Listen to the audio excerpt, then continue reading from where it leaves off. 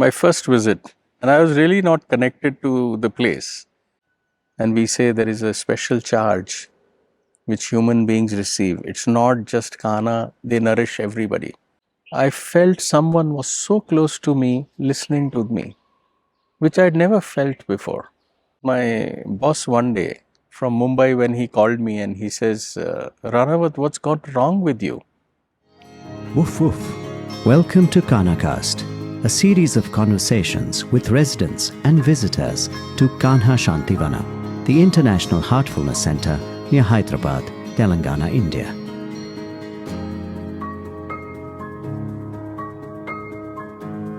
Today we are sharing with you an episode from the archives recorded in 2022 with Captain Vineet Ranawat, the manager of Kanha Shanti Vanam.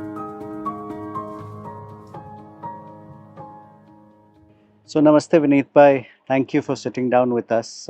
You manage this beautiful place, Kanha Shanti Vanam. I wanted to ask you, when was the first time you came here?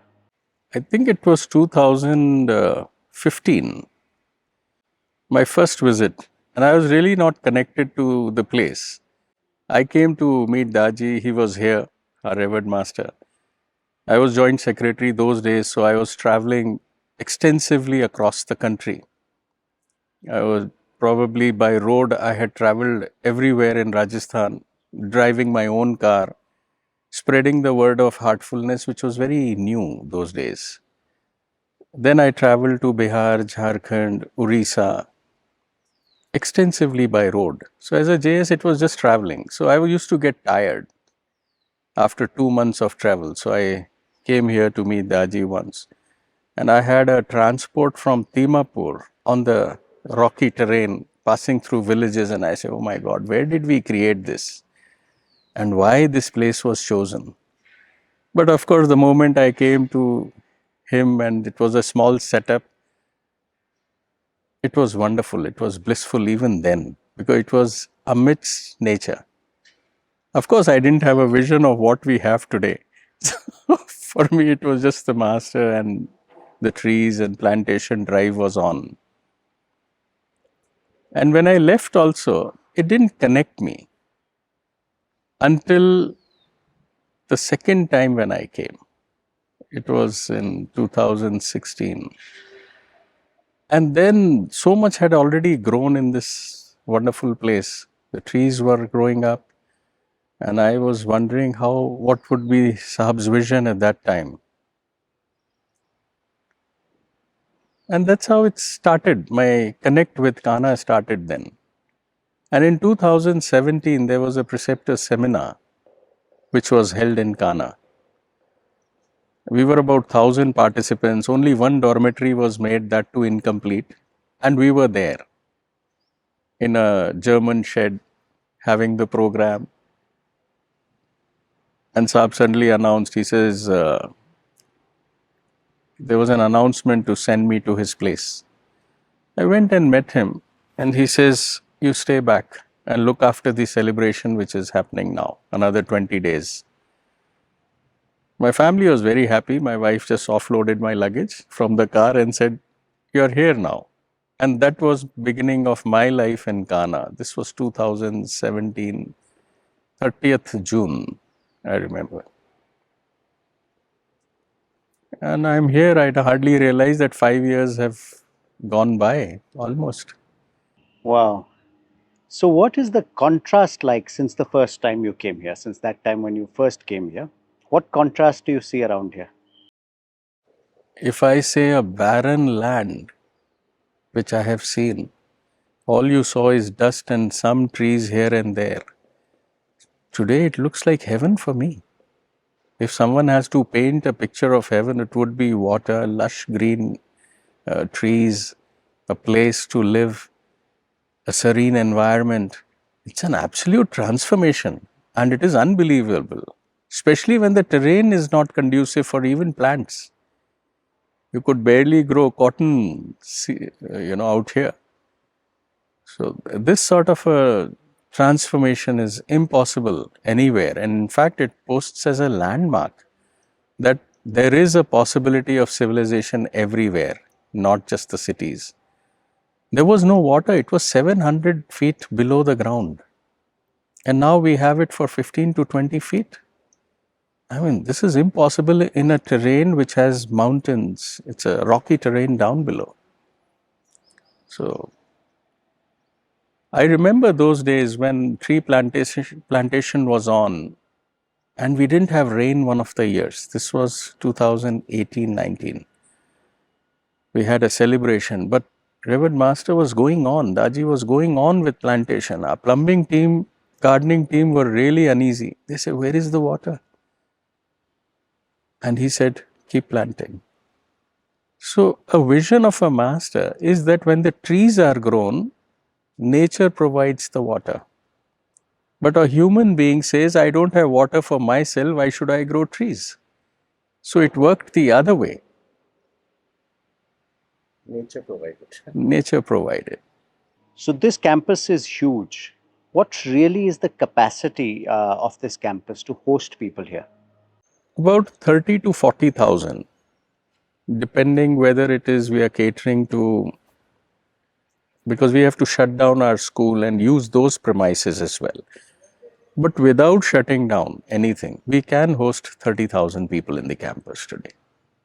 And of course, there's events held here, but what is the permanent population? How many people actually live here on a permanent basis? With my past experience, I used to see around 4 to 5,000 people were always in the ashram. And I was sharing with my brother here that the vision which I get today, I see thousands of people coming in. And what Kanha offers is a place to live, unlike many other religious places. There we say we go for darshan of Lord. But here, when we live, we are able to live with family. You find the environment helps us. And what an environment can do, there is like you're touching cold or heat and you go back and you're in the same state. But when we live in such an environment, it's not just touching, you have absorbed it. And when people go back, they are no more the same. They have been transformed in a very subtle way and they get connected to the place. So I'm looking at people that thousands would be coming, thousands would be living. And I'm sure that's the vision of our great masters, which we are trying to connect with and to see how best we can make their experience a wonderful one in their lives. We are striving for that. Apart from the permanent residents, you also have some very special celebrations here at Kanha Shanti Vanam. Tell us about those celebrations. What is the organization of those celebrations like? See, in Kanha is not just a place for people to live. It's not just a place like a pilgrimage, we may say, or a retreat, what people need. It is also a training ground. And multiple training or activities are going on around the year. There were times when I had about 8 to 10 programs simultaneously going for different segments of the society. We had 700 sarpanches of the whole state, Mehboob Nagar. And imagine the collector Saab had a vision, because when he connected with the place, he says this is what people should have. Values are inculcated into the daily lives. The thinking is streamlined towards humanity, towards. So I had Sarpanch program going on. We had program called CME, which was for the government, continuous medical education programs. Doctors were here, 300. We have Brighter Mind programs, which were going on for children. We had Vow to Vow programs, which is called Heartful Marriages or Weddings. So people are going through a course where before marriage, which even the parents do not normally talk to their children. And then how to do good parenting, heartful communication. There are innumerous programs which are for different segments of the society, and they go on throughout the year. Besides that, we have new seeker programs. So where people who have joined within the last 1 year, they like to dive deeper, better understanding. So they come here, live in this conducive environment. And there are trainers around. We have nearly around 150 trainers in the campus. And they cater to all languages. So there is no dearth of people who are willing to offer their voluntary services. And hats off to all of them who contribute to these type of education programs. One of the biggest is the celebrations, the bhandaras we have 4 times a year. So we celebrate the birth anniversaries of our great masters. They have done so much in their memory, at least we are able to contribute 3 days in their memories, and still they bless us. Those are very special days where we can feel the aura, the environment itself changes. Aura of Kanha is different those days. And we say there is a special charge which human beings receive. It's not just Kanha, they nourish everybody. But this becomes the place. 30 to 40,000 people are living, meditating at one place. Families meditating together. There's so much of cohesiveness. No difference of caste, creed, race. Nobody asks you a question. And the beauty is, with so many people, you need normally huge management systems. We have nothing. We have only a team of volunteers. People are so self-disciplined. We just offer. They come, they do the celebration, and they go back. So we do it in February, 2nd February or Basant Panchami if it falls. Otherwise, the first master's birthday is Basant Panchami we do. He was born on the 2nd February, which was Basant Panchami that year. And the second is 30th April. And then we do 24th July in memory of Sri Chariji Maharaj. And 28th September is for Reverend Daji, who's the current master. We do a day in advance and a day follow-up. So 3 days celebration where people stay overnight. And right from the railway station till they come here and till they are sent back, the volunteers manage the show. So, as manager of Kanha Shanti Vanam, what are the challenges you face? I mean, I'm sure there must be challenges for the manager. I mean, really speaking, if I say from the earthly plane, I had more challenges on a ship as a captain. But in Kanha, I truly do not face anything. I'm being very honest when I say. But I don't want to say because public will say, then this guy is having a ball here. But the fact is, there is a divinity which plays its vital role in Kanha.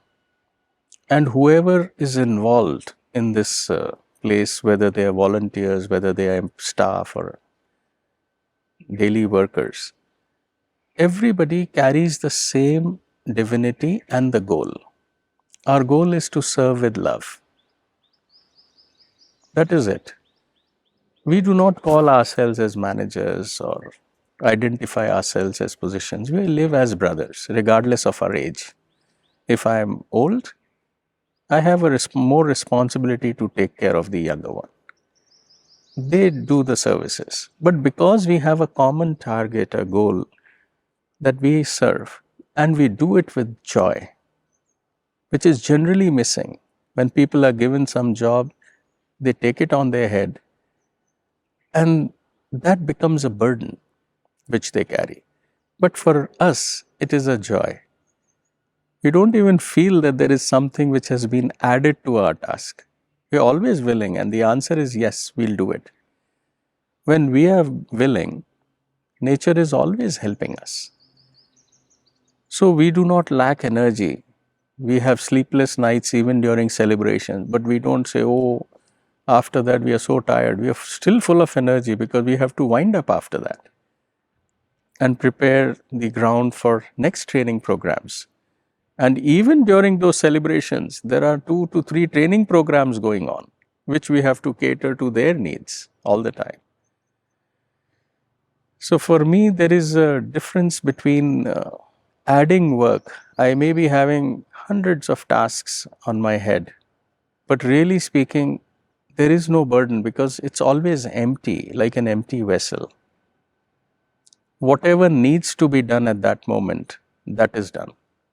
Wherever my presence is required, I'm there. And there is another way of working. We don't hold on to positions here because all of us are volunteers. It's a temporary position. It is given to you and it is taken back any day.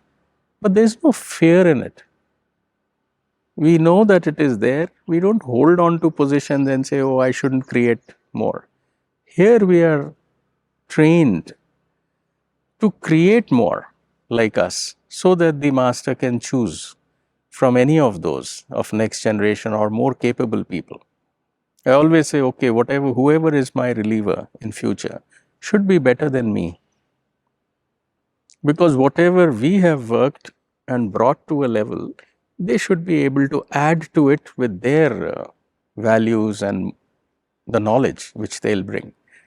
So it is a step forward, a step onward, rather not a retrograde. So generally it is a process-driven systems we say, and people get into the system. I always say it is also the personality has to be added, which has to be better and better. That's how the mission has grown as well, if you see. Each master, each Gurudev has been doing his part. They excelled in their work. The next one did the step forward. So they have proved to us from their lifestyle how we can use their talent and under their blessings we can perform. And we are not attached to positions or names out here. We are servants, purely speaking. And once you have this group which can function with you, it is very easy to liberate yourself. I always say, even that huge word in spirituality or religion, liberation, I said, we are the ones who are tying ourselves on the ground with names or positions, or even in a spiritual system. There's no need. If I detach myself even from work, from the places, you're anyway living as a liberated life. How beautiful. So you've seen Kanha develop from barren land to greenery, and from a small temporary shed where the meditation used to happen to this huge meditation hall. What has struck you most about this development of Kanha? I have no words to say for the dedication of people. This whole organization has been exploding, I would say, in terms of number, in terms of appreciation because of its uniqueness which it offers. And this hall itself is not just the architecture, it is actually built with dedication. That's why in such a short span, to have a structure like this is impossible. The men at the helm, our revered master himself, the president, Sudhir Marwaji, hats off to such people and his team and every person, even if they were employed, the dedication which they said because they were members of this. They had worked day and night, Bhaiya. And I am really surprised. I've seen it right from its foundation, and I used to wonder, how come they are digging down? What's the need of digging inside the earth? It served dual purpose. One is made the hall cooler because the hot air always rises. So by digging 6 feet below the earth, it remained cool naturally. So there's so much of simple engineering which is involved in this place. And the pipelines which are under the meditation hall, the cold water lines, what a wonderful thought. Nobody would really invest in that. But here, our president and the team, they did a check on it. They did a demo in a place, poured concrete over it, and saw if the cold water runs under the concrete, will it still keep it cool? Once the test was done successfully, I saw it being replicated here. And so it's an honor to see how it came up in such a short span of time, 1 lakh people. The very thought, a simple thought, if you see any satellite building, they are not on the same level. So Master himself sat behind and said, oh, if you put chairs in front, people can't see. So he made elevation so that it comes in 3 stages.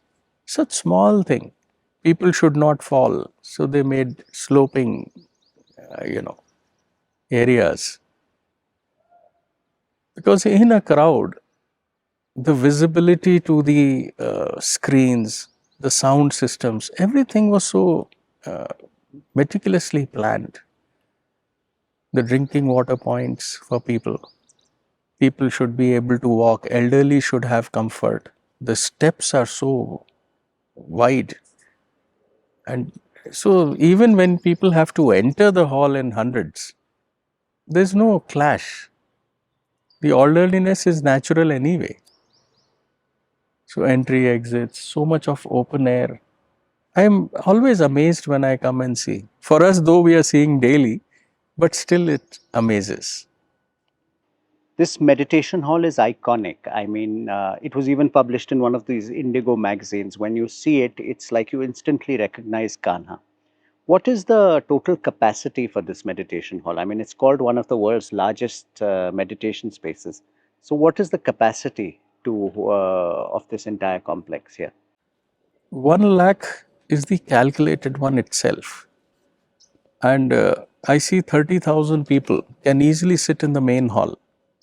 And where we are sitting in one of the satellite buildings, this can take 3,500 people each with chairs. So if you are seated on the ground, so it will be even more. People occupy less space when they are sitting on the ground. We have 30,000 chairs in our campus also for senior citizens and those who cannot sit down. So that is one wonderful thought which has been added. It's not just the ground or the place which has been made, it is the comfort of people has also been thought of.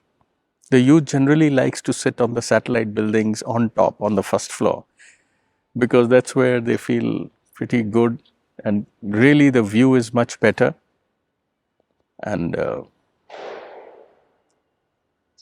and that's it. We have an auditorium also as one of the satellite buildings which has been made as an auditorium. If you're sitting inside, it is full glass. You can still view the hall. So you're still not isolated. You're still part of the program. And it has 850 chairs. We can do separate program there. We have 2 conference halls in another satellite building. So total are 8, out of which 2 had been made into these 2 conference halls, one on the ground, one on the first floor, which has seating capacity of 500 people each. So there are 2 simultaneous programs we can do. And all these are used in the celebrations. You know, there is a saying that nothing in life is free, but heartfulness meditation training is offered for free. How can an organization run when it has no business model? I was always amazed how an organization can run without money, without charging us. I mean, in my 18 years of being part of the organization and being a volunteer, I've seen it so closely. I was a joint secretary earlier and then so many different things. So I have gone in even into the depth of accounts, if you say, because we were signing the annual documents as at the secretariat levels. I was amazed at the transparency of the organization, and that's what keeps me going. Whatever values I heard from people were there. Never ever I was asked for payment. Even if I didn't donate 1 rupee, because none of us really know who's donating how much. It's an old saying, right hand se do, left ko bhi pata na lage. That is how giving should be, even if you do the noblest thing. And I was amazed at people when they are receiving so much in the organization for their own transformation, how much one could give. It is just run on voluntary donations. There is no asking. There is no entry fee. There is no life membership fee. There is no annual fee. People just walk in. The trainers are willing to give free sessions. And I remember Babuji Maharaj's words where he says, I got it free. When I got it free, how can I charge? I offer for free. And the great masters have been following it right from his time to the next, to the next. It's just voluntary donations, and I wonder at the hearts of people. Even a commoner, if they can donate 100 rupees, they will donate. And everything goes to the accounts directly. There's nobody in between who come. I cannot take money from anybody. It's a culture which we follow here. If anybody approaches me, where do I donate? You say, please go to the accounts. And they will give you a receipt with ATG benefit. So everything is accounted, whether it is cash, whether it is kind. And I'm really amazed that systems are so transparent. People come here, they can live for 5 days, free accommodation. It's only for members currently. They get free food, free accommodation, like a retreat with family, and they can go back. Whatever they feel like, they can donate. We don't even indicate how much to give. You can imagine, nobody questions. But we always expect them to make space for the others because we cannot hold people for long. We have accommodation, but during running, we run with the 4,500 bedded capacity of Comfort Dome, which is closest to our dining hall. So it's easy to manage in that area. And generally, that's the footfall we have. So, about the people who live at Kanha on a permanent basis, are they one kind of people? Are they from a certain sort of economic background? What is the community like, or is there a mix of people here at Kanha? Oh my God. This is one organization where I feel which caters to all the society, and each one gets the same food, same treatment. And I have seen from the richest people who are CEOs of company to the poorest man who's let's say, our gardeners or someone. We all enjoy the environment. There are staff rooms made for our staff with attached toilets. There are no charges to them. The food is given free to them. And we feel indebted that they are there for us because without them, we can't manage. And they do it with full heart. They don't have 9 to 6 job. People are willing to work when in celebrations, in preparations for a month period, we do much more than what anybody will do. Each one is contributing so much to it. So I see the entire strata of the society is right here. So we have rich people, we have poor people, and one day I'd asked my master, Sir, why don't you include Bill Gates into our organization? You know, we can build so many ashrams here. One of the pinnacles, we offer transmission, the cleaning, the unique methods which can help all of us, which is the need of the hour, the transformation. And he says, you know, Ranawat, it is the middle class who runs this organization. It is not the rich. Rich know how to make money and keep, and they become richer. It is the middle class which runs.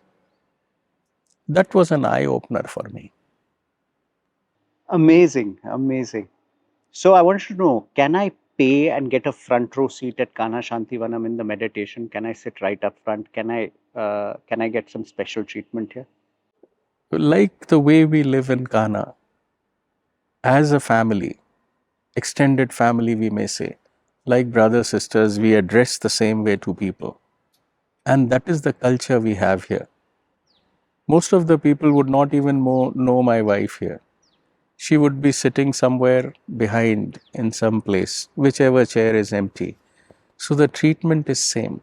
There are no VIPs. There are no grades into it. If I'm the secretary or the joint secretary, they'll be the humblest people. I mean, even when a satsang is going on, I won't get a chair in front or somewhere. I'll be doing my duty somewhere, standing on the side, ensuring that the others who are meditating are not disturbed. So, I love this place, the whole feeling of being oneness, living on one platform as practitioners and we all have a master to help us. So I love it's not just teaching in books or professing on some media channel that, oh, we are like this. No, we live the way what we are saying. There are no special chairs being put for any of us. All practitioners are on the same platform. If there are some guests, like a VIP, a president comes, or a revered prime minister comes, anybody for that matter, a VIP comes, and they have to meet, definitely, like we respect a guest at home. I would, I may be sitting down on a floor and eating in my place, but when I get a guest, I make sure that they have a better way, the best I can offer them as a guest. That little definitely I would say we should do. Though I'm sure when people come, they are so humble, they don't expect anything from us. So, as manager here, what is the most rewarding thing for you in your job? I have received so much love, Rudy Bhai, in my life, and I'm unable to pay back to people. In my 10 years of volunteer service, since 2011 December, I always feel myself more humbled. And I think getting love is unparalleled. It cannot be paid back.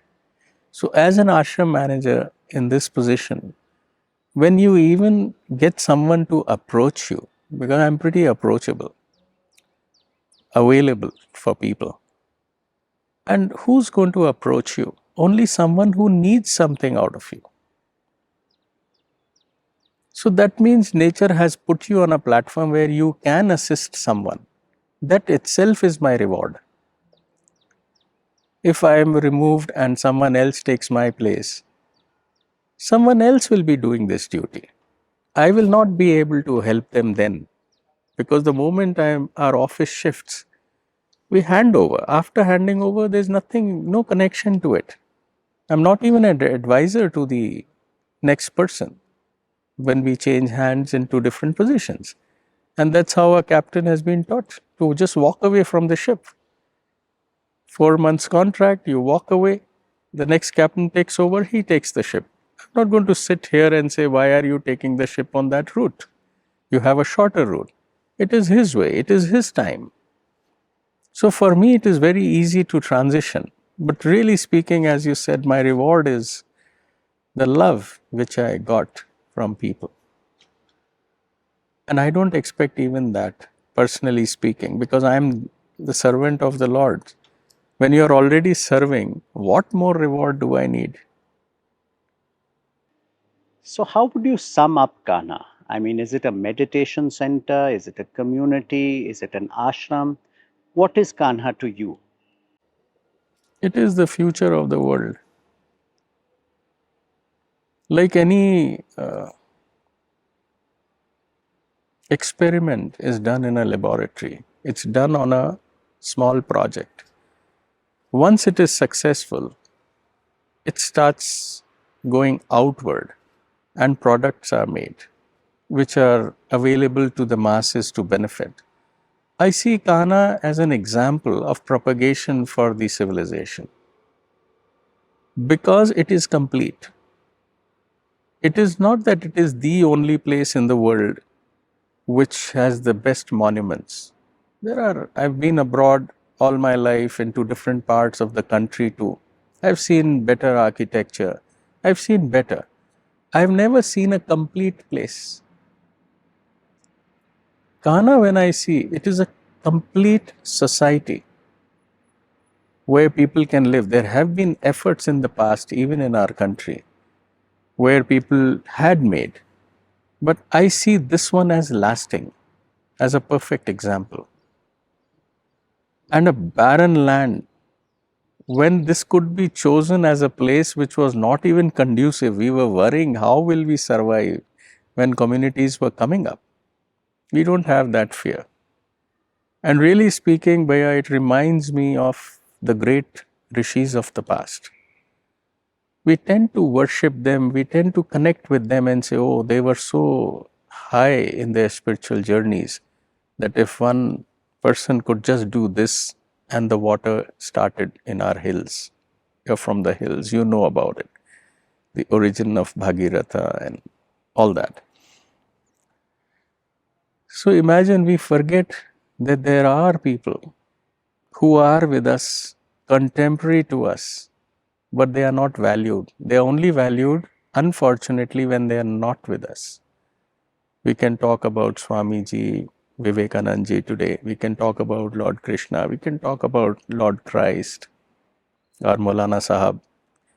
So they were the great people, the prophets who came, who were destined to come to us, help us to bring us spiritually. They gave the guidelines. But today, for me, it is the past. I am grateful that we have such personality among us. The masters never speak about what they are.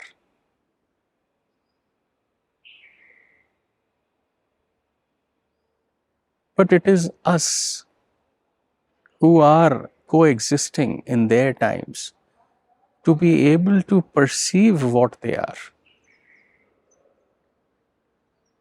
And then we can appreciate what is their vision for us.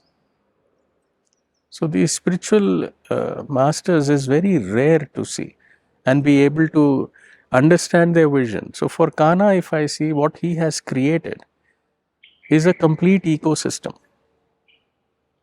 There were not even birds out here of those species which I see today. The plantation, which is not even supposed to be growing in Telangana, is out here. The nature says, no, it's not permitted, this is not, coconuts can't be here. And imagine, we have abundance of it. So it's a complete ecosystem which is possible in every place across the world. You know, everything needs fuel to run. So, what keeps Kanha running? The spirit behind.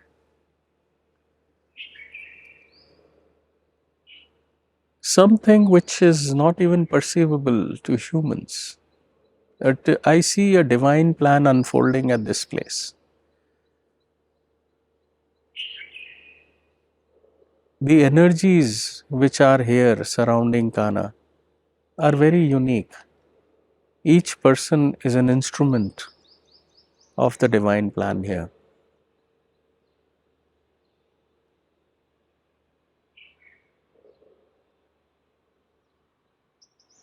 And I really don't know what more to say on this aspect.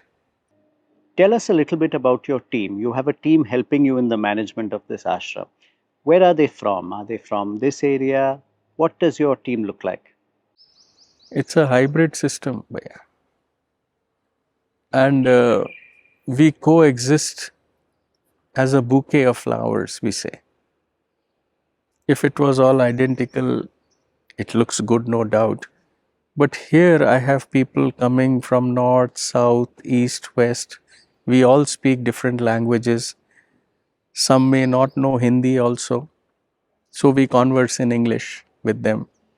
I don't know Telugu, Tamil myself, but I have a team which speaks that.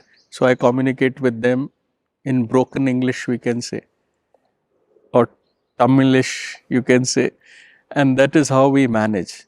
But the team starts right from the main gate, the entry systems, the security, how they interface with the visitors or the guests also represents the organization.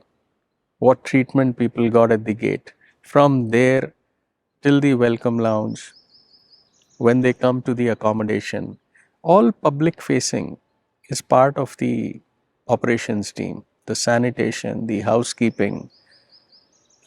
Gardening team is separate, which is taking care of all landscaping and plants. The road sweeping, the huge meditation hall needs to be cleaned daily. So there's a lot of manpower which is required, and people who are handling them. We also have day visitors, day workers who come from the nearby villages, and they come. So there's a lot of employment which has been generated by this place. And that's how the property prices go up. When you have a setup like this, which would hardly cost 5 to 6 lakhs an acre, is costing crores now. So I'm really happy with the employment, and even they have been transformed, I see. When they come here, they are very docile, they work here, there's no hostility, I see. So that aspect is missing. I don't have to really shout at people here. You just have to communicate to them and say, look, something is not right. Can you do it a little better? So I've seen this model is actually a corporate model. The way we run the organization, a small organization in Kanha, which is the world headquarters too, it can be replicated in corporates. When we do heartfulness programs, unless the manager or the person who's running the show in any organization, he is heart oriented, then everything falls in place. But generally, we work with minds more. You say, if I do this, what are the pros and cons of this? Should I take off this guy, or what shall I get someone else? Here we say, no. We work with what we get. I don't get refined people here. Why should someone leave a job, a well paid job, and come here and work for the organization? Of course, they can work as a volunteer for some time. But the paid staff I get is those who have not fitted into those society, number one, plus their dedication to serve the master was more. They were ready to give up anything to serve the organization. But here it becomes our duty to see that their monetary aspect is taken care, so that they run their families nicely, respectfully. And we respect their dedication. Now, if the similar concept is there in an organization, why someone is coming to Cognizant, why someone is coming to Google, let's say, if they are working? Money. There we are counting 9 to 6 jobs or 8 to 6. Of course, when targets are there, people have to work, otherwise they'll be thrown out of job. Here we say, no, you are part of me. I don't have to give you tips to keep you with me. Holy gifts, Christmas gifts, we don't have to do that. We don't give them. And when my master was asked once, you hardly pay your people. Why are they here with you? One of the corporate giants, you can say the master, Mr. Edizas, was asked this question to Chariji Maharaj. You don't pay them. Why they are all working with you? He said, that is the reason they are with me. Because the moment you start paying, you are employing people. You have gone on a different note. He says, because there is love. What keeps a family going? Love. And love is in the heart. So it's all heart based. So in my team, Rudy Bhai, it's just love which keeps people going. And in my heart, I have respect for them, regardless of they're all younger than me, except one gentleman who's 2 years elder. And for me, I'm grateful to them for what they do. I try and do my little bit for them, whatever in my capacity. But it's not authoritative. And when I was made a trainer by Revered Chariji Maharaj in 2006, I had a doubt in my mind. I went to him and said, Master, I'm in a fix now. He knew it. He was a man who knew before you could speak. He says, go ahead. I say, Master, as a trainer, I need to be close to people to be able to communicate with them. But when I go on a ship as a captain, we are taught to maintain distance. Otherwise, crew will not obey. There's no police, there's no army out there. So, you have to maintain distance to maintain that discipline factor. His answer was so profound. He says, are you a captain or a human first?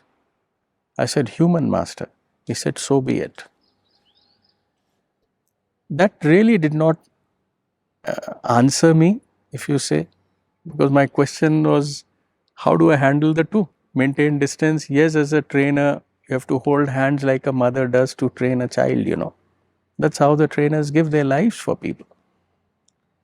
I went on board, and as I stepped, my first step I had put on the gangway, I heard a voice from my heart, a very profound voice, which said, "You have come to serve all." It was voice of my master from my heart. It was so loud, I felt even the person who was helping me with the bag would have heard. I looked at him, but he had not heard it. "You have come to serve all." And that day, it was not the captain. It was a human who was living and performing. I earned much more respect, though my style of work remained same. But there was a compassion which had gone in. Earlier, I used to expect that people work half an hour more. Instead of 6, we would give them job where they need to extend more to keep them that half an hour extra, which anybody tries to do if you're paying someone. I was no exception. But here I would walk on deck at 6 and say, "Why are you still around? Go, it's okay, we can do tomorrow." They'll say, "No, no, sir, let me finish this more." So, this change, which when we are heart oriented and we are compassionate towards people's need, you find that every human being is transformed in the bargain. They would like to do more for you. So, even as in corporates, I have seen when because we worked in that environment like any others. But when you start getting heart oriented, care for people, they care for you more. They want to do for you more. So it's more productive and more heart oriented. The work, the performance is always more. There was no pressure on them of a captain anymore. They found me as an elder brother there. So who changed actually? Just because I changed, with this, everything around me changed. So when you see this place in Kanha, if this place is able to help people transform wherever they go, the environment they carry, even that society, that office, everything starts changing. So Kanha often is called a work in progress. Daji also refers to it as a work in progress. So what really are the future plans for Kanha Shanti Vanam? I feel what we see today is just a beginning. I remember we started with a small school with 180 children. Within 2 years, even during the pandemic period, now the strength has gone to more than 400. We had about 40 hostelers. We are already 151 now. The place has become small within 2 years. Now we are going with 1200 capacity school. Another building is in progress. Whatever we need in a city, I'm sure will be happening around Kanha. You need bigger grounds for children.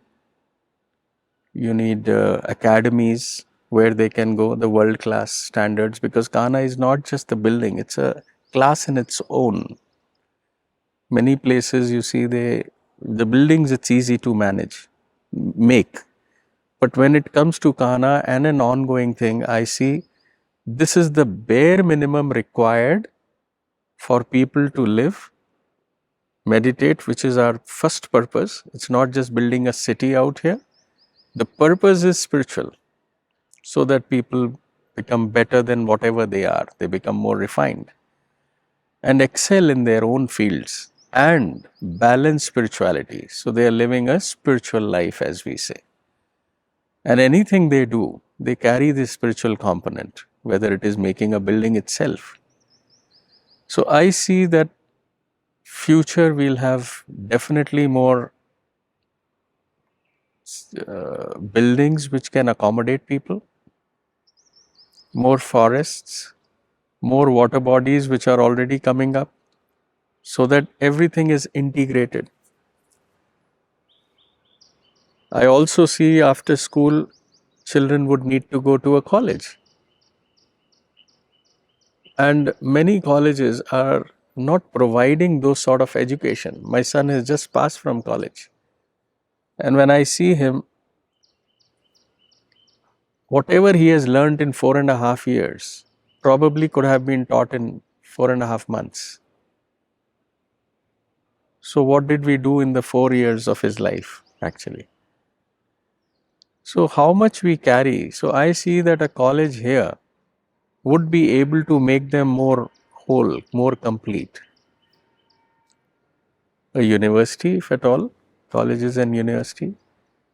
I also see when the township grows, you would need more medical facilities. Right now, what we have is small. So, whatever is in the miniature in the experiment form is going to become more around Kanha.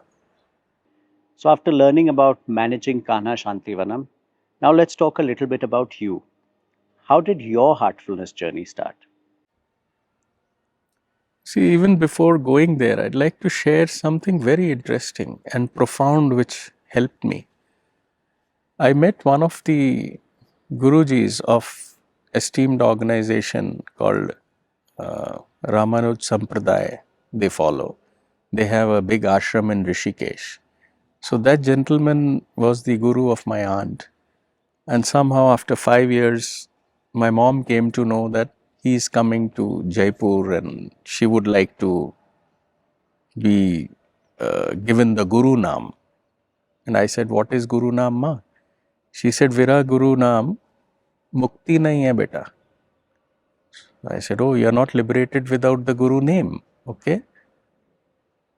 So I was also curious. I was a captain. This is 2003 in the beginning. You had started your career. I was a captain already for 6 years by then. And so I had put in around 20 years of my sea life, including training by then. And this gentleman came and we were made to sit in his small place of worship in Jaipur. He had come there, a tall guy. And he said, do you not need Guru Naam? My mother said yes. And I said, no, Guruji, I don't need it. He said, why?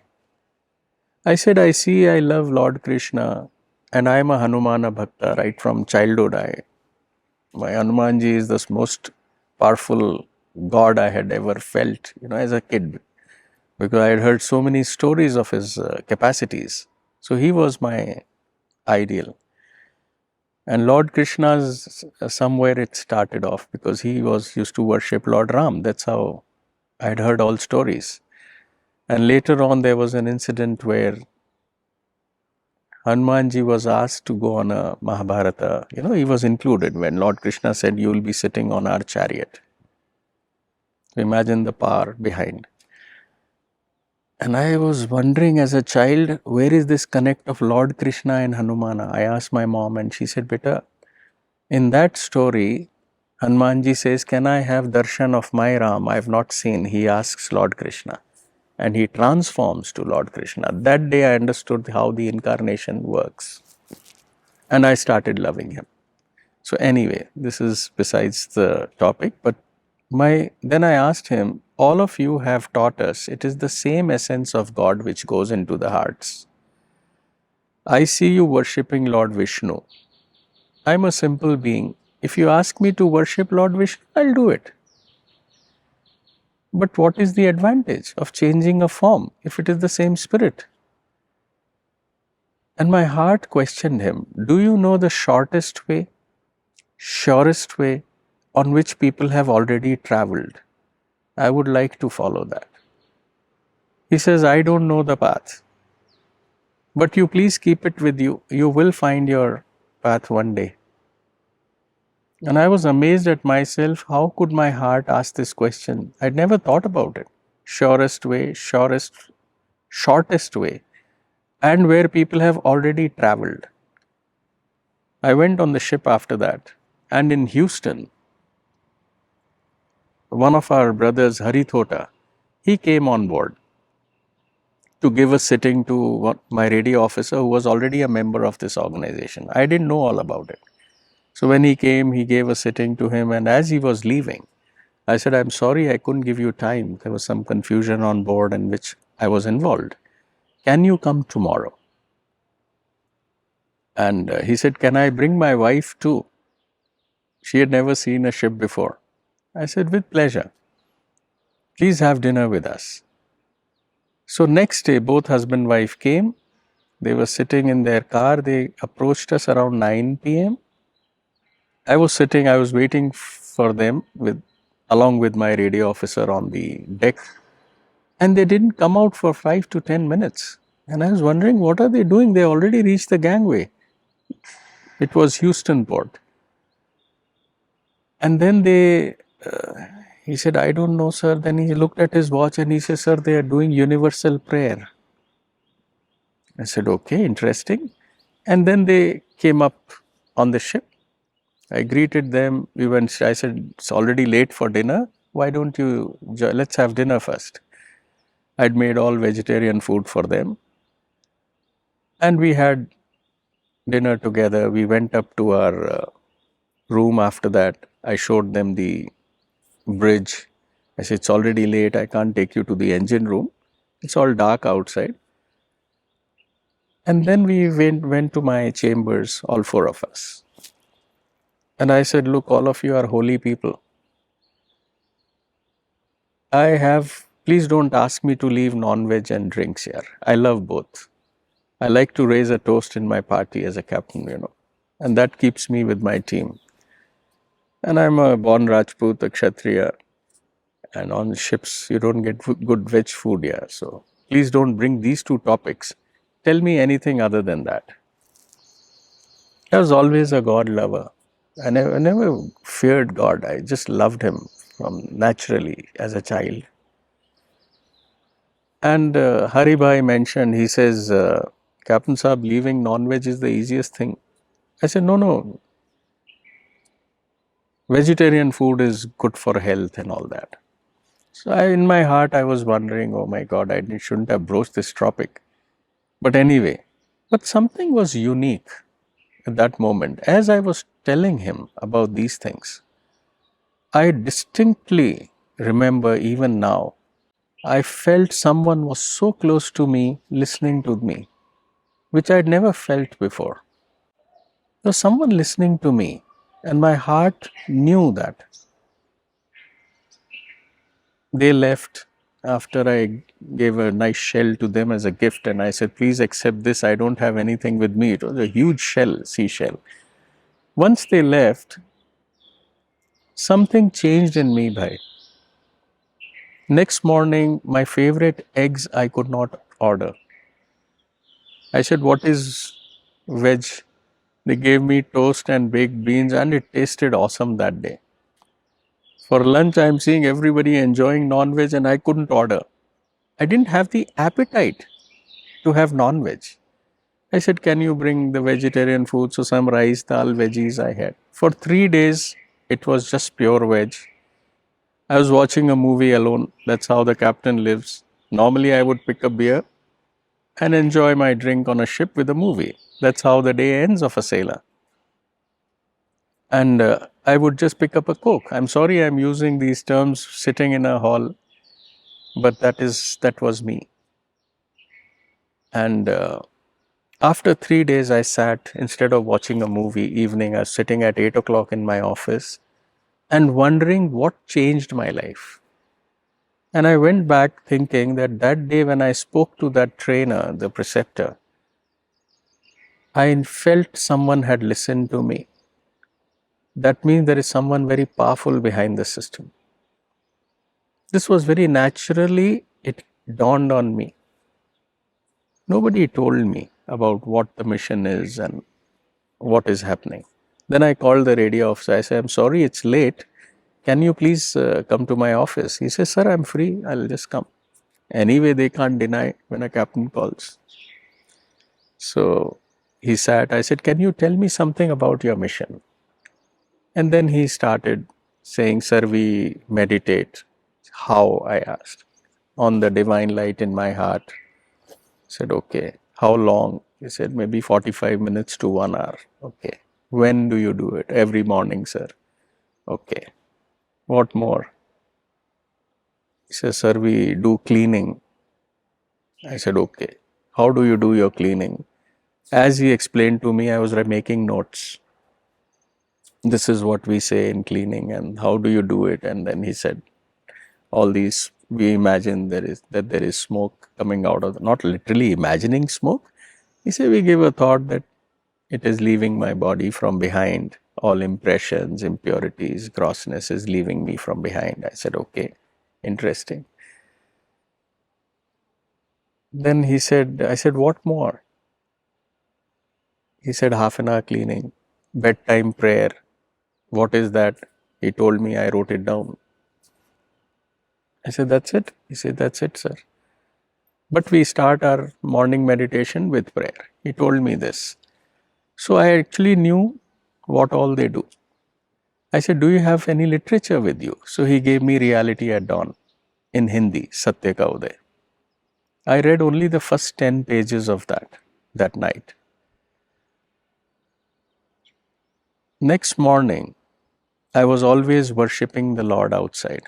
And in those 10 pages, our Revered Bapuji Maharaj has written very clearly, you cannot ride on two boats. So everything was self-learning for me. It was there. A student was already ready to receive. Imagine I was fasting. I had fasted for 16 years in my life on a Tuesday before joining the mission. And I used to have only one meal that day, that too vegetarian. And here I see that now I have been looking for Lord outside. I used to carry those small portraits of Lords, Lord Krishna and whatever is available in the market. That was my God outside. So now I need to look for God within. So I prayed to all of them with folded hands. Literally, I remember I put the book there.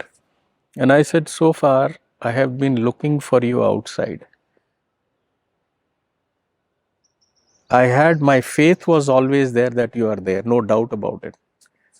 But now I need to seek you inside. That's what my master says so. And that time Chariji Maharaj, Shri Partha Sarthi Rajgopalachariji was the master in Chennai.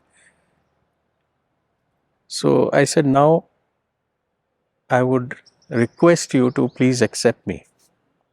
And I started meditating. I was told without a trainer you can't start. But for me, I was convinced. I use the word convinced because if someone can hear me, I'm sure they're following me. So I sat in meditation and about 50 minutes I could meditate. It was really profound. I wrote my experiences in that diary. Evening I was doing cleaning, bedtime prayer, 9 o'clock prayer, universal. I did everything and started writing my experiences on board. 2-3 days later, I was sharing with this radio officer also. Now my ship was already sailing from Houston to Tunisia, Sfax, in Mediterranean. And he got worried. He thought something may go wrong with this captain, because he's practicing without any trainer introducing him. He sent an email to Brother Santosh Kanji and said, my captain is there and he's meditating. Something he must have written. Santosh Kanji brother found out that the preceptor in Tunisia was on leave by the time my ship would come there. So he forwarded my mail to Reverend Master. And next day I receive a response from Master. It was addressed to Santosh Bhai and copied to me. It says, I have already started with his sittings. So that was very unique way of introduction or induction into the system. How an abhyasi or a practitioner sitting in the oceans, traversing the Atlantic, convinced that his master knows. And here the master sends in writing as a response to the email an affirmation. I didn't have doubts anyway, but he says, I have already started. So My strong belief or faith in the masters was right from the very beginning. Nobody needed, I didn't have a trainer to tell me. It was there. The heart was the trainer and the Lord inside. So that's how I started my journey by. So you started at sea, which is very apt for a captain. But what was the reaction of the family when you went home? Because they were used to you doing puja part and all that. How did they react? Oh my God, that is so interesting, Bhaiya. Somewhere my wife, I was always concerned that she doesn't go to temple so often. And I would even ask her, indirectly convey to her, because I was not a pushy type of a husband, you know. I knew how to give space to people in the family. But I would indicate, why don't you do some puja daily, like the way I would do even before having breakfast? It was a culture in my family. And I was hesitant. It's not that she was not God loving. She used to worship Lord Shiva in her own way, in her own remembrance, writing his name many times or whatever way. And when I started this in the system, that was a problem because my family eating habits were still there. I had children. How do I break this news? So I wrote to my wife on emails and started sharing that I have joined the system, but I would not disturb your life. I will always support the way you are. And I was surprised when I got the answer. She said, I was waiting for you since years. I'm happy you're on this path and I will be with you. And the day I reached home, the second day she took her initiations from a trainer in Jaipur, Commander Mishra. So 3 days of session, and the fourth day we went and saw Chariji Maharaj in fourth or fifth day in Ahmedabad. He was on a tour. Another lovely story of my first meeting with the master. I'm sorry, that's not part of the question, but and that day I remember he was to conduct satsang at 5 o'clock.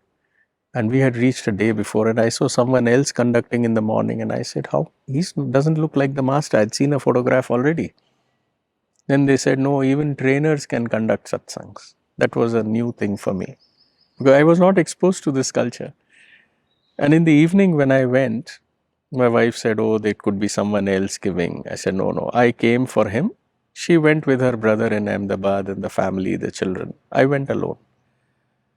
As soon as satsang was, I reached about 10 minutes before time. Being a captain, you go in time generally. And there the satsang had already started. And when I asked these people, they said, oh, satsang started, and there were tin sheets around. It was a Swami Vivekanandaji's center was hired for this purpose. So I couldn't see the master, and I saw it was already full. So there were people sitting outside. I also sat on the hard surface. I couldn't meditate because it was so hard for me and not really comfortable. And I had a question running in my mind. How could these people start a satsang when they announced 5 o'clock and 10 minutes before? This is not right. So you see, I sat with that feeling. I'm in time, but the moment I sat, I saw flashes on my face. And these flashes were so powerful. And I was wondering who's shining these lights on my face. It was 5 in the evening, the sun was from behind, and I just winked, opened one eye to see. There was nobody there. I'm looking around. But I continued. I again closed my eye, and then there were strong flashes again. And I'm wondering who's playing. Again I tried. I said, maybe I missed last time. But there was nobody. It was an experience. I don't know the meaning till date. But I just sat. And the session got over. And people started walking out. Maybe elderly going to washrooms. I just peeped in. I saw Master. That was my first, visual contact with him from my side. And then he walked out. I started jumping closer. as people were making space, and I was had a very sad feeling in my heart. How could people disobey a master? He's still sitting. How can they move? But then it could be nature's call, which I understand today. At that time, that was the feeling. By the time I could go closer to stage, he had already started walking out. So I walked out, and there were children and women and men standing in queue. I was also standing probably in the first line, but as they came, I kept giving them space and I stood behind. And with Chariji Maharaj, there were some people walking, and I saw Commander Mishra with him. As they came close, he says, "Captain, come forward." I was about 10 feet, 12 feet away from Master. Came forward, I did my pranams. I knew that we don't touch feet because Chariji Maharaj's talks I had heard already, that what do you get if you touch feet? You only get dirt from the feet. You should live in the heart of the Guru. So that talk I had heard already. So I didn't touch at all. I just did my pranams. Now imagine he stood there still and I'm standing still here. Everybody is like quiet. And I see myself in his heart. I saw a mirror instead of the master. For a moment it was a vision. I saw there myself like a heap, a pile of clothes, you can say, a rubbish. It was a pile. And that was me at that time. And my heart said, oh my God, I was not even presentable to the master. I should have cleaned myself before coming to a guru. But this was the vision. I was ashamed of myself. I just said pranams and he moved on. Later on, I read from the books that a guru is a mirror and you see yourself when you go. Of course, that never came future. That was my first meeting with the master.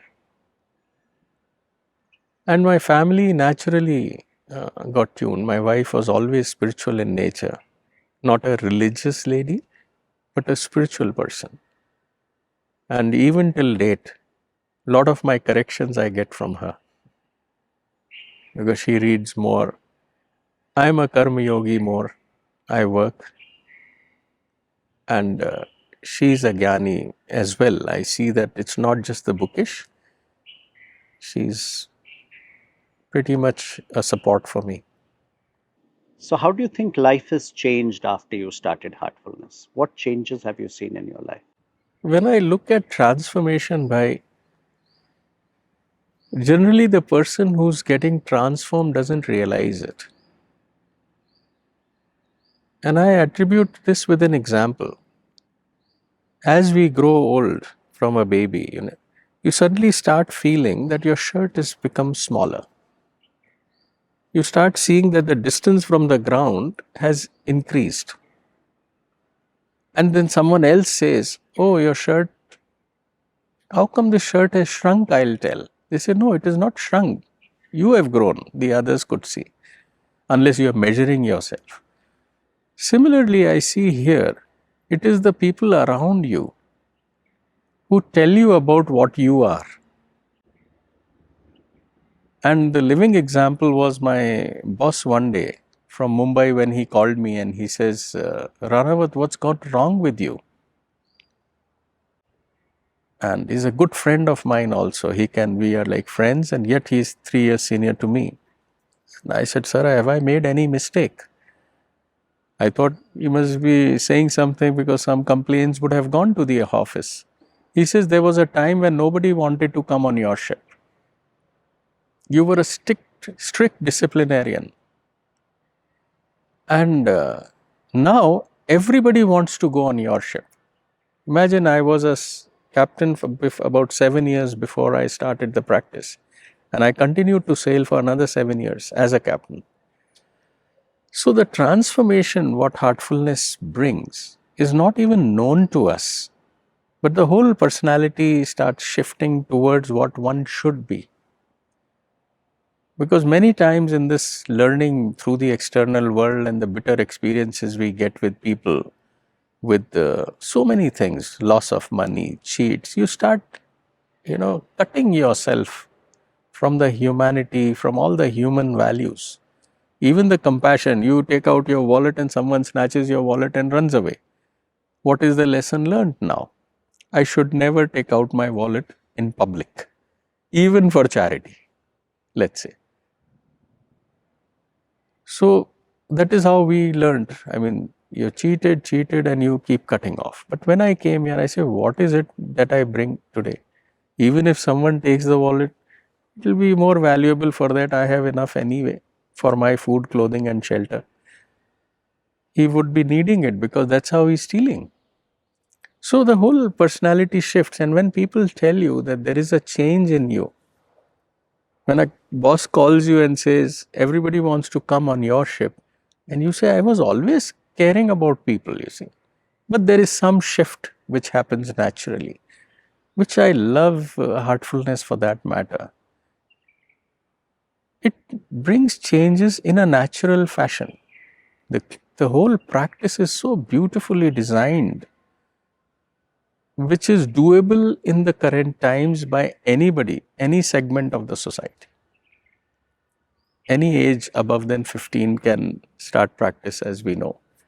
Children can do their prayers, and and even a prayer itself is so profound that it connects you with the source. So it's not that children, they can't meditate and clean will not be benefited. Even a prayer which we use for connecting with the source, the children are permitted to do. And that's how the small children can narrate the poem. The mothers are anxious to train them so that they are already growing naturally. So the natural process of evolution is what I appreciate here. There are no expectations of drastic changes. Otherwise, you go crazy. You live a normal life, adopt the practice, bring it into your daily life, and then everything falls naturally. And the best part is when the whole family is meditating. It's not just you. Then there are no tug of wars in the family. When everybody is meditating with their eyes closed, you don't have to tell people shut the TV because I'm meditating. That brings problems in families. So we always say it's a family system. It brings more love and stronger ties in the children and the family when everybody meditates together. Thank you so much. Thank you so much. That was lovely. छोटी सी journey थी. Thank you. Thank you for tuning into this episode of Kanha. Do subscribe to Kanha on YouTube, Instagram, and Spotify. Until the next episode, from the entire Kanha team, namaste and goodbye. Woof woof.